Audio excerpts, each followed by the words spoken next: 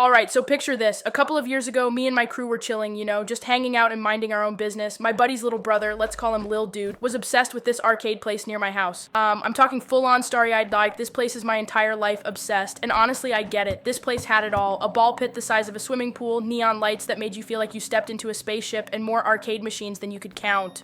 Like it was little kid heaven. So, Lil Dude would go every single weekend and he'd drop cash like he was some kind of arcade king. His parents would give him $100 and he'd waltz in there like, "Move over, peasants, the champ has arrived." Then he'd come out hours later with his arms full of prizes and like, $10 left. But that was his version of a perfect day. One weekend, Lil Dude's mom asked us to take him. Easy job, right? We'd drop him off, eat pizza like kings, and let him conquer the arcade. So we rolled up to the place like we were VIPs, grabbed a booth, and ordered the greasiest, cheesiest pizza you can imagine. Lil Dude? Oh, he was gone in a flash. He sprinted to the token machine like his life depended on it, scooped up a bucket of coins, and dove into the games. Everything was smooth sailing until about 30 minutes later. Suddenly, Lil Dude came back to us bawling his eyes out, like straight up Niagara Falls, tears everywhere. The poor kid looked like he'd just seen a ghost. The whole arcade stopped and stared. It was like one of those movie moments where the record scratches and everyone freezes. My buddy, his older brother, was like, "Whoa, what happened, dude? Did a skibidi eat your tickets?" Lil Dude sniffled and said, "Some kid punched me in the face and stole all my tickets." I kid you not, jaws dropped. This little dude had been robbed over arcade tickets. My friends and I looked at each other, completely shook. Like, who just runs up and punches someone for paper tickets? That's next level wild. So we were like, all right, point him out. We're gonna handle this. Lil Dude turned, sniffed again, and pointed to this kid chilling on a racing game like he was the king of the arcade. Now, this kid was a pudgy teenage boy with a tough, thug-like look, wearing a blue shirt, but he had a face like, "Yeah, I did it. What's up?" We marched over to him and were like, "Yo, did you really just steal tickets and punch our little dude, for real?" The kid looked us straight in the eyes and said, "Yeah, I told him to move and he didn't, so I moved him." Oh, snap. This kid was tough talking like he was the villain in a superhero movie. We were like, "Dude, there are 50 other machines here. 50. Go play somewhere else." But he wasn't hearing it. My buddy looked over and spotted the stolen tickets, and let me tell you, this kid had a mountain of them. It looked like he hit the jackpot 27 times.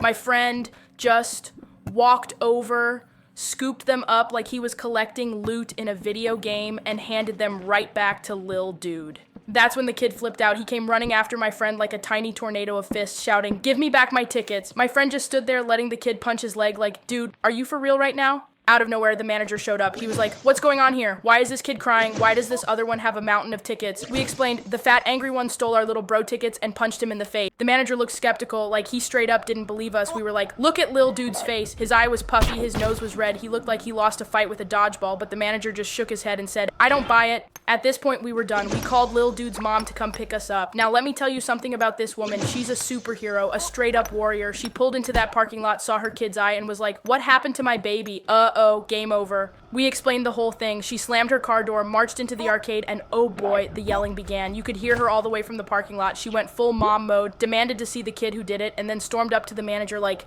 "Are you serious? You're not kicking this kid out?"